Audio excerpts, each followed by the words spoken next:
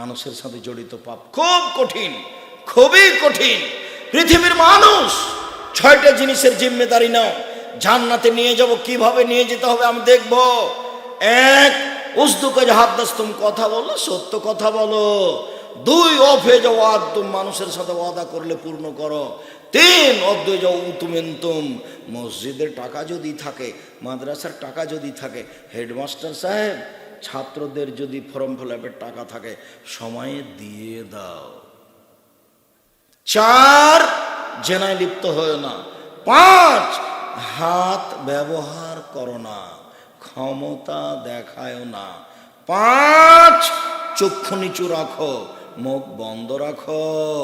আমি জান্নাতে নিয়ে যাব, কিভাবে নিয়ে যাব সেটা আমার ব্যাপার। আবার বলছেন পৃথিবীর মানুষ শোনো, আনা জাইমুন বে বাইতিন ফিল জান্নাহ লেমান তারাকাল মেরাহা ওয়াইন কানা মুহিক্কান। কে যদি তর্ক ছেড়ে দেয়, তর্ক, আমি মুহাম্মদ সাল্লাল্লাহু আলাইহি সাল্লাম জান্নাতে একটা ঘর নিয়ে দেব। তর্ক, আব্দুর রাজ্জাক সাহেব এটা বলেছেন, আরে না এটা বলেছেন, আরে না এটা বলেছেন। আসসালামু আলাইকুম, আপনার সাথে আমি তর্ক করতে রাজি নই, আমি গেলাম। আল্লাহ নবী বলছেন একে আমি একটা জান্নাতে ঘর নিয়ে দিব, আমি অনুবাদক। 2, অবে বাইতিন ফি ওয়াসতিল জান্নাত লেমান তারাকাল কিজবা ওয়াইন কানা মাযে। কেউ যদি মিথ্যা কথা বলা ছেড়ে দেয়, আর কোনোদিন মিথ্যা বলবো না, মজাক করে হলেও মিথ্যা বলবো না, আমি মুহাম্মদ সাল্লাল্লাহু আলাইহি সাল্লাম তাকে জান্নাতের মাঝামাঝিতে একটা ঘর নিয়ে দেব। তারপরে বলছেন পৃথিবীর মানুষ শুনে রেখো, লেমান হাসানা খলকাহু, যে তার চাল চলন চরিত্রকে ভালো করলো, আমি মুহাম্মদ সাল্লাল্লাহু আলাইহি সাল্লাম তাকে জান্নাতুল ফেরদাউস নিয়ে দিব।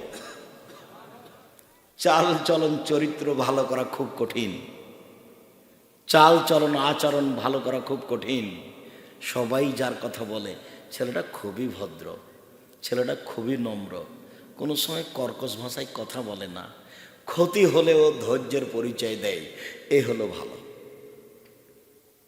এ হলো ভদ্র।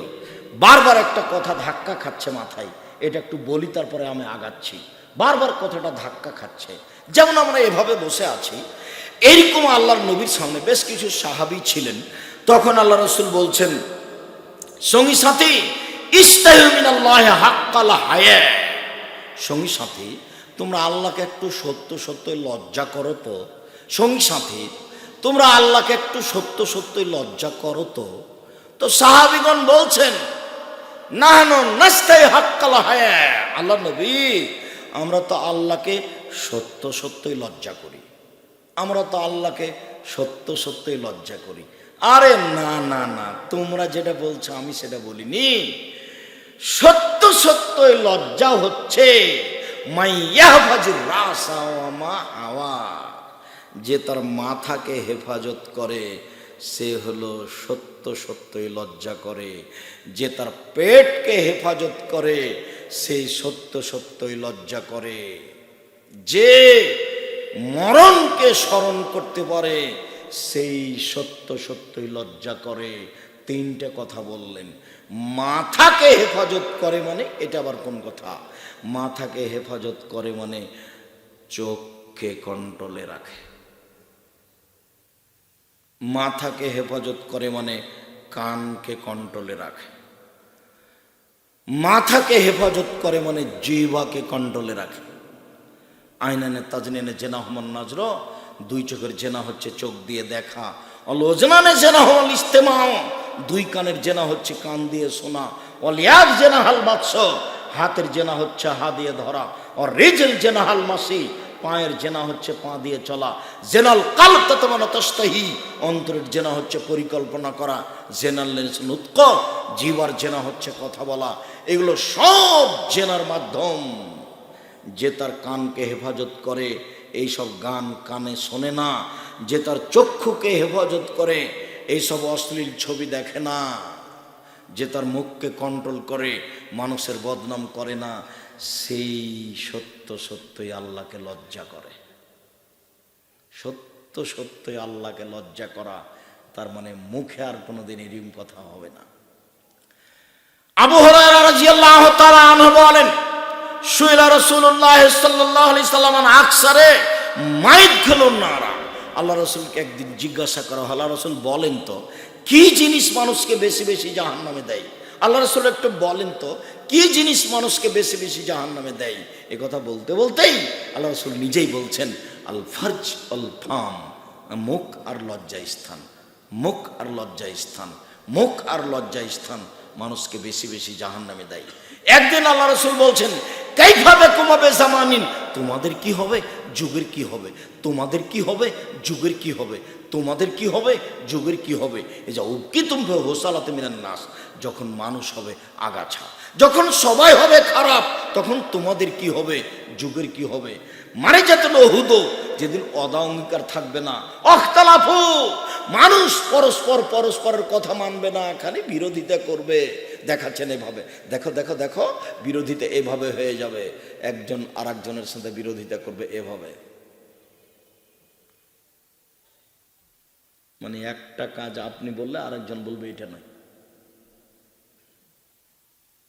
মাই মুরব্বী বলে কোনো কথা থাকবে না, নেতা বলে কোনো কথা থাকবে না। মসজিদে মারামারি, মাদ্রাসায় মারামারি, রাস্তাঘাটে মারামারি, কলেজে মারামারি, হুজুরের সাথে মারামারি, হুজুরের বদনাম, কত যে সাইড আছে এভাবে দেখাচ্ছেন।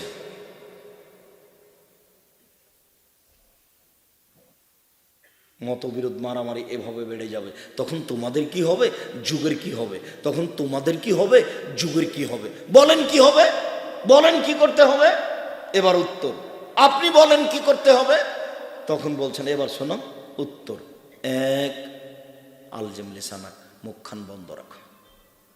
হলো, কি করতে হবে বলেন তো, কি করতে বললেন, মুখখান বন্ধ রাখো। দুই, আলজেম বায়তাক, বাড়িতে থাকো। তখন সাহাবী বলছেন, আল্লাহ নবী ঠিক আছে বাড়িতে থাকলাম, শত্রুপক্ষ যদি বাড়িতে এসে মেরে যায় তাহলে কি হবে? আপনি তো বলছেন যে বাড়িতে থাকো, ঠিক আছে বাড়িতে থাকলাম, কিছুই বললাম না, চুপচাপ আয়সা মায়ের থেকে চলে গেল। তখন আল্লাহ রাসূল বলছেন, ঠিক আছে যদি শত্রুপক্ষ তোমাকে বাড়িতে এসে মেরে যায়, তাহলে আদমের দুই ছেলের ভালোটার মতো হয়েও। কোথায় চলে গেছে কথা, আদমের দুই ছেলের ভালোটার মতো হয়েও। কাবিল বলল, হাবিল তোকে হত্যা করব। তখন হাবিল বলছে, তুমি মারো মারো, আমি তোমাকে মারবো না। হাদিস বুখারী মুসলিম। তো আদমের দুই ছেলের ভালোটার মতো হোক, ও যদি বাড়িতে এসে মেরে যায় তবু মুখ খুলবো না। এখন কিন্তু পরিস্থিতি খুব কঠিন। আল্লাহ রাসূল বলছেন, নেতৃত্ব শুরু হয়েছে নবী দিয়ে, দয়া দিয়ে, তারপরে নেতৃত্ব হবে খলিফা দিয়েও, দয়া দিয়ে, তারপরে নেতৃত্ব হবে জোরজার মুল্লুকতার, তারপরে নেতৃত্ব হবে পিটিয়ে, জাবরিয়াতান, যে কোনো মূল্যে পিটিয়ে। এটা সামাজিক অবস্থা, হত্যা করে টাকা দিয়ে মেরে, এটা হতেই হবে, হাদিস তো সহি। তখন সমাজের অবস্থা কি হবে, বদনাম দিয়ে ঘেরা, গীবত দিয়ে ঘেরা, পরনিন্দা দিয়ে ঘেরা। তখন রাসূল সাল্লাল্লাহু আলাইহি ওয়াসাল্লাম বললেন, মুখখান বন্ধ রাখো। এক, বাড়িতে থাকো। দুই, তিন, এসে যদি মারে তো তুমি বলো আমি আদমের দুই ছেলের ভালোটার মতো, তুমি যা পারো করো। এত নরম হতে পারবেন? বংশ আছে যে, ক্ষমতা আছে যে, হওয়া দরকার, পরকালের দরকার, দুনিয়ার দরকার নাই। এবার চলেন সংক্ষিপ্ত আলোচনায়। উপস্থিত বৈঠকের মুসলিম বোন, আপনাকে আমি কথাটা শেষ করতে পারিনি। রাসূল সাল্লাল্লাহু আলাইহি সাল্লামকে যখন মহিলারা জিজ্ঞাসা করলো, আল্লাহর নবী মহিলারা জাহান্নামে বেশি কেন যাবে, তখন আল্লাহ রাসূল দুইটা কথা বললেন। প্রথমে, এক, মহিলারা বদনাম গীবত করে। দুই, মহিলারা স্বামীকে মানে না। তিন বাক্য তিনি বললেন এভাবে, মারাই তুমি না কেসে তাকলি নদিন আজহাবেল রুবিরাজুলিল হাজমিনে হেদা কন্যা, ও নারী জাতি, আমি তোমাদের চেয়ে কাউকে দেখিনি যে বুদ্ধিমানের বুদ্ধিকে নষ্ট করতে পারে। তোমরাই এমন জাতি যে বুদ্ধিমানের বুদ্ধিকে নষ্ট করতে পারো, তোমরাই এমন জাতি যে বুদ্ধিমানের বুদ্ধিকে নষ্ট করতে পারো, তোমাদের মতো কেউ পারে না। রাসূল সাল্লাল্লাহু আলাইহি ওয়াসাল্লাম বলছেন, মা তারাকতু বাদি ফিতনাতান নাযারুল রিজালি মিনান নিসায়ে, আমার জীবনে আমি ছাড়িনি কোনো বস্তু যেটা পুরুষের জন্য বেশি বিপজ্জনক হতে পারে নারীদের চেয়ে। আমার জীবনে আমি ছাড়িনি কোনো বস্তু যেটা পুরুষের জন্য বেশি বিপজ্জনক হতে পারে নারীদের চেয়ে। রাসূল সাল্লাল্লাহু আলাইহি সাল্লাম বলেন, পৃথিবীর মানুষ ফাত্তাকু দুনিয়া ওয়াত্তাকু নিসা, তোমরা পৃথিবী থেকে বেঁচে থাকো, মহিলা থেকে বেঁচে থাকো। পৃথিবীর মানুষ তোমরা পৃথিবী থেকে বেঁচে থাকো, মহিলা থেকে বেঁচে থাকো। রাসূল সাল্লাল্লাহু আলাইহি সাল্লাম বললেন, ইয়াকুমুদ দুখুল আলা নিসায়ে, তোমরা মহিলাদের কাছে যায়ও না, তোমরা মহিলাদের কাছে যায়ও না, বিপদে পড়ে যাবা। তখন একজন সাহাবী বলছেন, আলহাম, তাহলে দেবর কি করবে? বাড়িতে যে ভাবি আছে মহিলাদের কাছে যাবে কিভাবে? তখন আল্লাহ রাসূল বলছেন, আলহামুল মউত, দেবরকে ভয় করতে হবে মরণের মতো, দেবরকে ভয় করতে হবে মরণের মতো। আপনি আমার দিনী বোন, আপনাকে আমি নিন্দা করছি না, আজকে আপনি আপনার দেবরের মোটরসাইকেলে এসেছেন, তাই না? আর দেবরের সাথে এসেছেন ময়াতে, ভ্যানে খুব চাপাচাপি হয়ে। আপনি এটা কেন বুঝতে পারছেন? এটা ঈমান কম, সেই জন্য। ঈমান যত বেশি হবে পাপ তত কম হবে, ঈমান যত কম হবে পাপ তত বেশি হবে। তাহাজ্জুদ পড়লেও হবে, হজ করলেও হবে, বোরখা পরলেও হবে, তাহাজ্জুদ পড়লেও হবে, হজ করলেও হবে, বোরখা পরলেও হবে। ঈমান যত বেশি হবে পাপ তত কম হবে, ঈমান যত কম হবে পাপ তত বেশি হবে। বাস্তব আপনাকে দেখাই, একজন মহিলা 5 ওয়াক্ত সালাত আদায় করে, বোরখা পরে, তাহাজ্জুদ পড়ে, তো ও বুঝতে পারেনি যে তার দেবর ওই ঘরে আছে, ওই একই বাড়িতে বসবাস করে, তো কি কাজে ওই ঘরে ঢুকে গেছে। তো ইন্না লিল্লাহি ওয়া ইন্না ইলাইহি, ছি ছি ছি ছি ছি ছি, এ ঘরে আমার দেবর ছিল, আমি তো খেয়াল করিনি। ইন্না লিল্লাহি ওয়া ইন্না ইলাইহি, এ ঘরে তো আমার দেবর ছিল, আমি তো খেয়াল করিনি। আমাকে মনে হয় দেখে নিয়েছে, আমার মাথার মনে চুল মনে দেখে নিয়েছে। নাউজুবিল্লাহি মিন যালিক, নাউজুবিল্লাহি মিন যালিক, নাউজুবিল্লাহি মিন যালিক। আচ্ছা, এরকম করছে কেন? এটা তার ঈমান। আরেকজন মহিলা 5 ওয়াক্ত সালাত আদায় করে, হজও করেছে, তাহাজ্জুদও পড়ে, বোরখাও পড়ে, তো বাড়িতে খুঁজতে খুঁজতে কি যেন খুঁজছিল, তো এক ঘরে যে দেখছে তার দেবর বসে আছে। আরে খালেদ, তুই এখানে বসে আছিস, তোকেই তো খুঁজছি।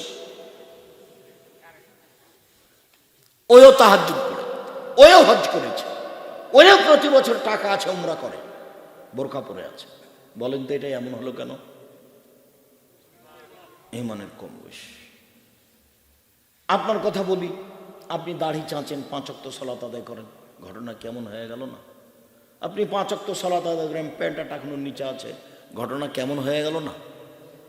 আপনি 5 ওয়াক্ত সালাত আদায় করেন, দাড়িও বড় আছে, প্যান্টটা টাকানোর উপরে আছে, সব কিছু আছে, কিন্তু বড় মাছগুলি উপরে সাজিয়ে রেখেছেন, কেমন হয়ে গেল না? কারণ ঈমান কাজ করে না। সবকে একই রকম করে উলট পালট করে রাখো, দাম কম হোক আর বেশি হোক, যা হবে আলহামদুলিল্লাহ, যা হবে আলহামদুলিল্লাহ। ফাঁকি দিয়ে, প্রতারণা দিয়ে কোনো কাজ করতে রাজি নই। আমি ফাঁকিতে পড়ি, অন্য যেন না হয়। আমি একদিন বক্তব্য দিচ্ছিলাম যে ছিঁড়ে টাকা আগে দেওয়া যাবে না, তাহলে ঈমান কম হবে, ভালোটা আগে দিতে হবে। তখন বৈঠকে ছিলেন একজন বড় মৌলানা রেজাউল্লাহ। তখন সভা শেষে বলছে, আব্দুর রাজ্জাক, তুমি যেটা বলেছো সেটাই ঠিক, আমি বুঝতে পারিনি, আমিও জীবনে মানুষকে টাকা দেওয়ার সময় ছিঁড়েটাই আগে দিয়েছি। একটু পরে ভালোটা দেওয়া লেগেছে, একটু পরে নতুনটাও দেওয়া লেগেছে। যখন নতুনটা দিয়েছি তখন তার মান কিছু বেশি পাইনি, কিন্তু পরে দেওয়া লেগেছে। উচিত ছিল নতুনটা থেকে দেওয়া, তাহলে আমার ঈমানের পরিচয় আসতো। অল্প দিন বাঁচতে এসে ঈমানের ক্ষতিতে পড়ে পরকাল হারায়েন না। উপস্থিত বৈঠকের দিনই মুসলিম বোন, শুনে রাখুন, রাসূল সাল্লাল্লাহু আলাইহি ওয়াসাল্লাম বলছেন, লা ইয়াখলু রাজুলুন বিইমরাতিন ইল্লা কানা সালিসু শায়তান। কোন জায়গাতে মহিলার সাথে নির্জনে একত্রিত হবেন না, হলে তৃতীয় জন হবে শয়তান। খুব সাবধান। রাসূল সাল্লাল্লাহু আলাইহি ওয়াসাল্লাম বলছেন, ইন্নাল মারাতা তুকবিলু ফি সুরাতি শায়তান ওয়া তুদবিরু ফি সুরাতি শায়তান। নিশ্চয় মহিলারা শয়তানের বেশ ধরে আসে, শয়তানের বেশ ধরে যায়। নিশ্চয় মহিলারা শয়তানের বেশ ধরে আসে, শয়তানের বেশ ধরে যায়। নিশ্চয় মহিলারা শয়তানের বেশ ধরে আসে, শয়তানের বেশ ধরে যায়। আব্দুর রাজ্জাক সাহেব, থামেন থামেন থামেন ভাইজান, আপনার বক্তব্য শুনতে এসেছি খুব সাধ করে। আপনি যে একবারে আমাদেরকে শয়তানের চেয়ে খারাপ করে দিলেন, আমরা তো মানুষ, আপনাকে আমি শয়তানের চেয়ে খারাপও বলিনি, আমি শয়তানও বলিনি। মুহাম্মদ সাল্লাল্লাহু আলাইহি সাল্লাম এই কথা বলছেন, আমি তাই অনুবাদ করে শোনালাম। আপনাকে শয়তান বলবো কেন? আপনাকে তো আমি খাদিজার মতো মনে করি। দেখবেন আপনি 1 মিনিট, আপনাকে আমি খাদিজার মতো মনে করি। আপনি 1 মিনিট দেখবেন, দেখেন 1 মিনিট দেখেন, উপস্থিত বৈঠকের মুসলিম বোন দেখেন। এই মেয়ে কথা বলছো কেন? তোমার জন্য তো বলছি। শীতের দিন পাঞ্জার পাঞ্জার চুল নিয়ে তুমি বসে আছো ভাবে, মাথার চুল না ঢেকে মানুষকে দেখিয়ে কি পেয়েছো? তোমার মা নাই নাকি? তোমার এটা কি সৎমা? তোমার এটা সৎমা নাকি? তোমার পাশে যেটা বসে আছে, না এটা তোমার খালা? এটাই ঠিক, এটা তোমার সৎমা। এটাই ঠিক, এটা তোমার খালা। এটা তোমার মা নয়, এটা তোমার মা নয়, এটা তোমার মা নয়। আব্দুর রাজ্জাক সাহেব, আপনি ভুল বলছেন, এটাই আমার মা। শোনো, আগে তোমার কথা প্রমাণ করি। যদি প্রমাণ করতে না পারি যে এটা তোমার মা নয়, আমি বক্তব্য দিব না। চলো দেখি, আগে প্রমাণ করে নি যে এটা তোমার মা নয়, তারপরে কোন কথা। এক খেলে চেয়ে থাকেন সম্মানিত দিনী ভাই বোন, এক খেলে চেয়ে থাকেন। এখন প্রমাণ করছি এটাই মেয়েটার মা নয়। কথা বুঝতে পারেননি? এই ছেলে তোমাকে বলছে এটা তোমার মা নয়। তোমার প্যান্টটা এখনো নিচে আছে, তোমার বয়স 8 বছর, তোমার প্যান্টটা তোমার মা দেখে না? আব্দুর রাজ্জাক সাহেব, ওটা আমার মা নয় তো, ওটা আমার খালা, ওটা আমার সৎ মা। এ কথাই আমি বলছি। এদিকে দেখেন, জাবের রাদিয়াল্লাহু তাআলা আনহু বলেন যে একদা আমরা আল্লাহ রাসূলের সাথে যুদ্ধ করে আসছিলাম, মদিনায় ঢুকবো। তখন আল্লাহ রাসূল বলেন, থামো থামো থামো থামো, এখানে সবাই রাতে থাকো, সকালে মদিনায় ঢুকবো।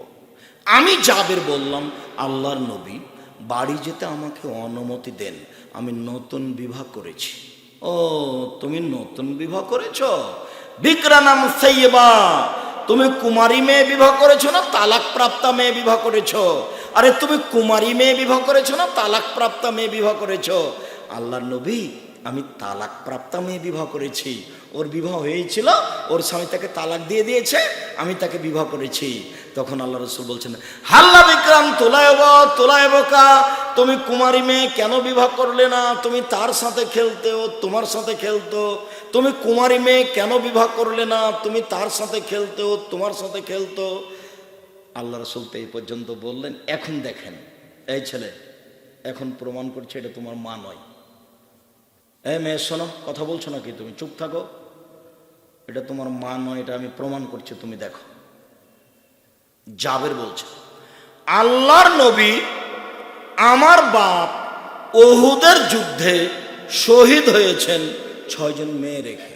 আমার 6 জন বোন আছে। আমার বোনদের সমবয়সের মেয়েকে আমি বিবাহ করিনি 4টা কারণে। আল্লাহর নবী, আমার আব্বা উহুদের যুদ্ধে শহীদ হয়েছেন 6 জন মেয়ে রেখে। আমার 6টা বোন আছে। আমি আমার বোনদের সমবয়সের কম বয়সের মেয়েকে বিবাহ করিনি 4টা কারণে। এক, লেতুয়াদ্দেবা হন না, আমার স্ত্রী যেন আমার বোনদেরকে শিষ্টাচার শেখাতে পারে। শিষ্টাচার। আম্মু, ডান পায়ের জুতা আগে পরতে হয়, বাম পায়ের জুতা আগে খুলতে হয়। শিষ্টাচার। আম্মু, পেশাব পাখানায় ঢোকার সময় দোয়া পড়তে হয়, বের হওয়ার সময় দোয়া পড়তে হয়। শিষ্টাচার। আম্মু, ডান হাতে গিলাস ধরে পানি পান করতে হয়। শিষ্টাচার। আম্মু, সালাম দিয়ে বাড়িতে ঢুকতে হয়। শিষ্টাচার। আম্মু, রাস্তার এক পাশ দিয়ে হাঁটতে হয়। শিষ্টাচার। আম্মু, মোবাইলে রিং হলে আসসালামু আলাইকুম বলতে হয়, হ্যালো বলতে হয় না। হ্যালো বলে কুকুরকে ডাকে। শিষ্টাচার।